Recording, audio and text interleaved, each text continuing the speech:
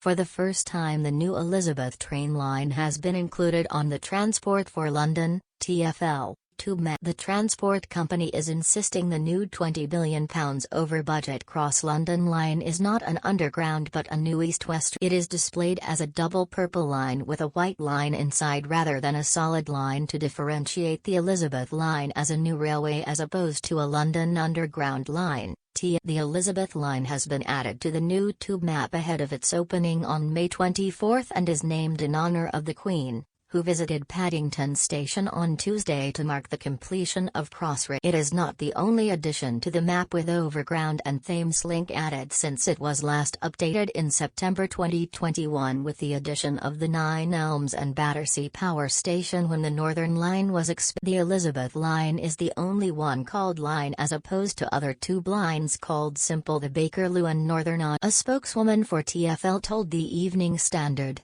"The Elizabeth line is in itself the full name of the new railway and the route it operates. In contrast, the London Underground is the name of a separate mode of transport which operates individually named route. This means we'll always include line in all signage and reference to the Elizabeth line." Reacting to the new line, Amin said on Twitter, "Just in time for the Jubilee, TfL have just dropped the new tube map with the Elizabeth line. Colourful, frenzied, artistic all at once." The new central section, built by the delayed and over-budget Crossrail project, runs through tunnels from Paddington in West London to. Trains will initially operate in 3 sections, which are expected to be integrated. Services on the 2 other sections already operate as TfL Rail, and will be rebranded to the Elizabeth line from May 24. The map also includes the Bank branch of the Northern Line, which reopened this week after a 17-week closure for major upgrades, and the London Overground extension to Barking Riverside, which launches in. The tube map is based on a design by London Underground electrical draftsman Harry Beck in 1930. The first published version was released in 1933. TfL's interim customer and revenue director Julie Dixon said, "Our world-renowned map now has another iconic addition in the Elizabeth line, which will serve London and the South East for hundreds of years to come." When we open on Tuesday, May 24,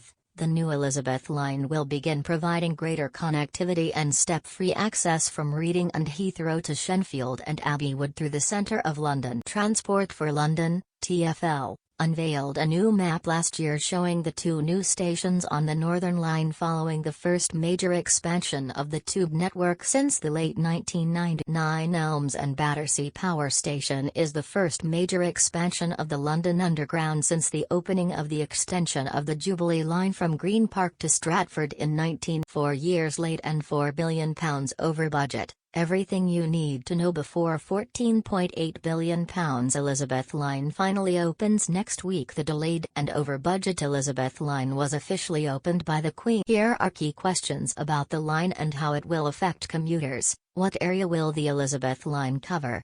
It will run from Reading in Berkshire and Heathrow Airport in West London, to Shenfield in Essex and Abbey Wood in South East London, via the centre of the. Can I travel direct between those places from May 24?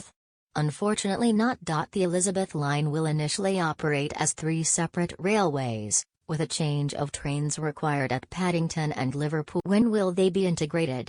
That is expected to happen in the autumn. What is it currently like to travel through central London?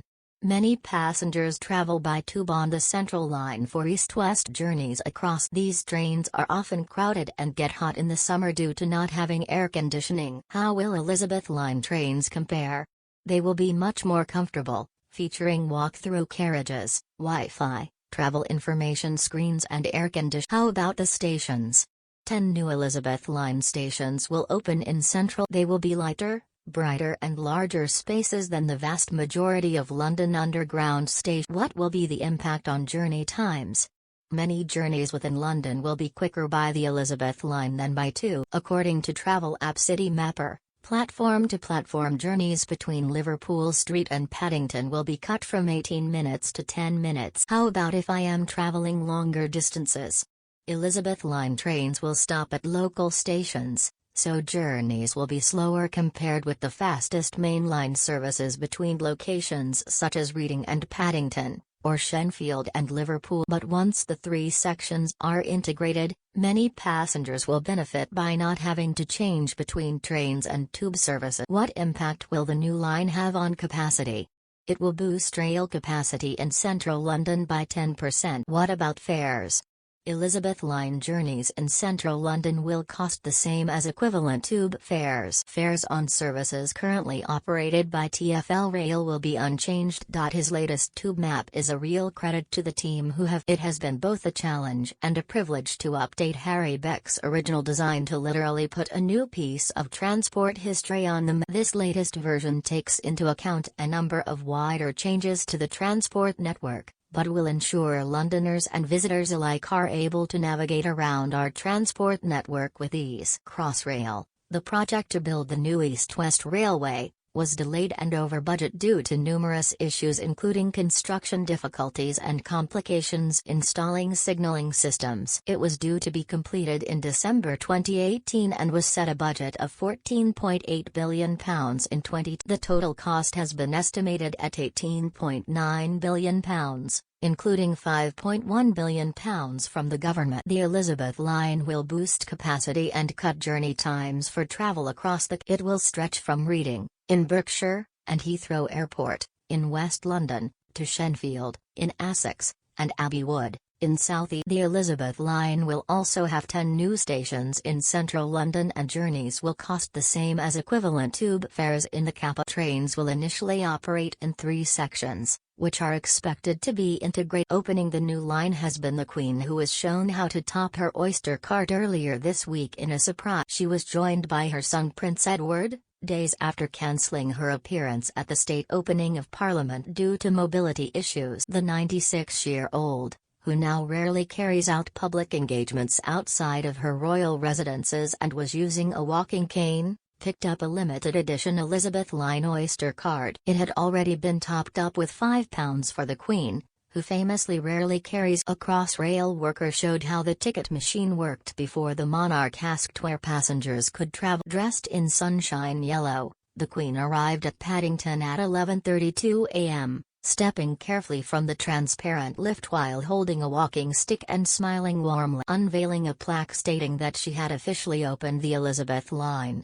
the monarch spent 10 minutes in the station before leaving in a lift, escorted by her son Ed. The Earl then returned to the concourse ahead of a return journey on the railway from Paddington to Tottenham. Her attendance was not publicly announced in advance, with the head of state facing ongoing mobility problems, but organisers were told there was a possibility she might be able to. But in a major clue an hour and a quarter before Edward was due to arrive, Transport for London removed a plaque saying he had opened Crossrail and replaced it with one 8 inches lower bearing the Queen's name. The Queen's outfit was a Stuart Parvin double wool crepe coat with an A-line silk dress in shades of yellow, royal blue and turquoise, and a matching hat by Rachel Trevor Morgan.